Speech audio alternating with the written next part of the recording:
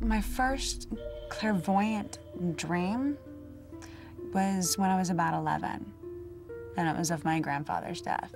About 5 years old is when my first experience happened. And one evening I was walking into the kitchen. My mom was a few feet behind me. And as I crossed the threshold, this warmth just came washing over me. And I was stopped in my tracks. So we had the kitchen table over here, and floating above the kitchen table was Jesus the Christ, arms open wide like that, smiling at me, and he had spaceships, UFOs as we term them, you know, and I'm like, I don't have a clue what that means, but. When I was younger, it always came through dreams, and it was always about an accident. So I was basically freaked out. I want to say, right here, this energy here. Also on medication. There's also pills in my head. I've had a drug addiction. I feel a woman. I had a bottle I was drinking a lot. A 27-year-old woman collapsed and died of a heroin overdose in between the two beds in front of the phone. That woman was Janis Joplin. If I'm on a case, I see what was done. I see it and I feel it. It's like looking through a flip book. 2 men were either questioned or involved. Some marks around the throat. And a ring. There was something with a ring. Where did the blood come from?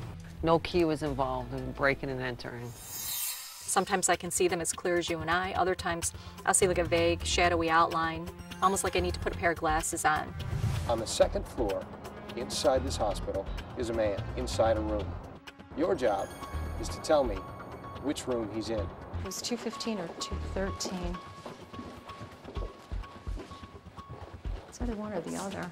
Gosh, at 215, it's like right in these two areas too. Let's take a look. Isn't it so sad? I came here first, I was gonna take this, but you know what? I kept picking up energy. That was your first choice, but you felt the pull. Usually when I meet somebody, instantly I pick up an energy, and if it's not a pleasant one, I shut it off right there and say, okay, I don't choose to know anymore at this stage. So there's a few forms. Sometimes also through automatic writing, I receive messages. Yeah. And what did you write down? I got 4 years and 4 months. So this person did 4 years and 4 months. So Lana, this is David. Big David. Nice to meet you. Tell us about your criminal past. I did time for assault with a firearm. I did 4 years and 4 months. You did 4 years and 4 months. Whoa. I was a skeptic at one time. When my aunt told me that I had psychic abilities, I was like, come on. But then I realized that I've been using my psyche in my whole life. Are you feeling this? Are you... Yeah, I just felt it. You ready to go? Yeah, I'm pretty comfortable with my choices. Okay. I have to go with my first intuition. All right, you've said it. This is how you feel about it. You're done. Owners, please take your rightful place next to your pets. Let's see what we got here. Yeah. You got yourself a match, that's 5 points. You got yourself a match, that's 10 points. You got yourself 10 points, 2 out of 5. How do you feel? The 2 that I nailed, I knew I had. The others got me off. The energy I felt was a little off. It's the worst skeptics that are always the most curious, and they come up to you secretly and or quietly and ask you questions about their own lives, but they'll say, I don't believe it at all, so, but by the way, am I gonna get married, or, you know, is this a good career choice, or what have you? Somebody challenged me by calling and asking, if you're so psychic, then give us the next big event that's going to happen. And I had had a dream of a newspaper article, and I said on December 26th at 10 a.m. in Thailand, there's going to be a tsunami. And that's exactly what happened. I always give people that say, oh, are you a psychic? What am I thinking? It is so annoying.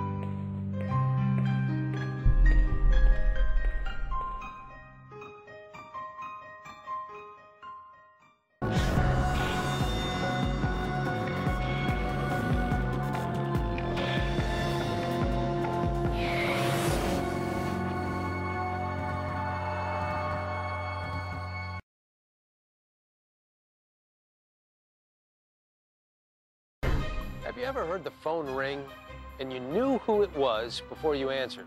Or maybe you had a dream that for the most part later came true. Is this some kind of psychic phenomenon or just a bizarre coincidence? Hello everyone, I'm John Burke. And I am standing on top of this old abandoned hospital in Los Angeles, California. This is actually the starting point on our journey to discover if psychic abilities really exist. This is a journey for skeptics and believers alike. We have traveled the country and interviewed hundreds of professional psychics.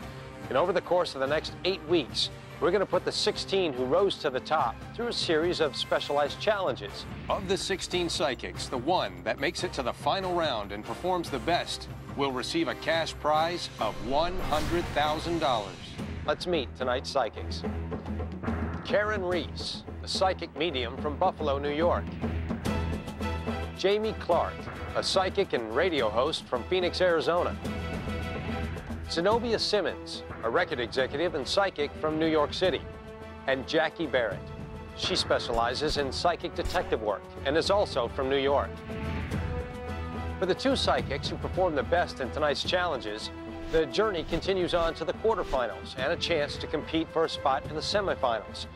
The two psychics who do not perform as well will not continue. But in the end, only one person will be declared the winner of America's Psychic Challenge.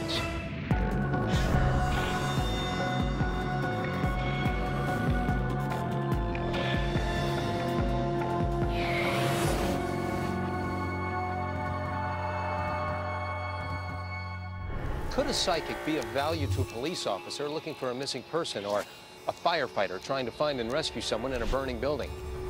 Well, many psychics claim to be able to see or connect with people in remote locations. Today's first challenge will put that claim to the test.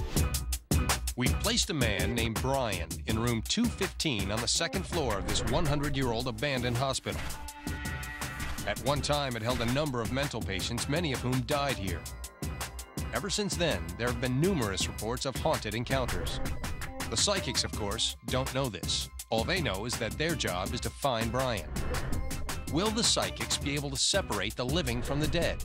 Will they tap into the hospital's former use? And will they be able to find Brian? The odds are 30 to 1. My name is Karen Reese, and I'm a naturally gifted psychic medium. When I was in college, I was a stockbroker. Paid the bills. Hi, Karen. Hello. Hi, and welcome to the show. Oh, thank you. I started seeing dead people since the age of 2. This is something that runs on my mom's side of the family. On the second floor, inside this hospital, is a man inside a room. Your job is to tell me which room he's in. Do you feel other things about the... You do? I actually saw somebody waving from the other side in the window. You know, sometimes you can pick up energy so fast from people from the other side.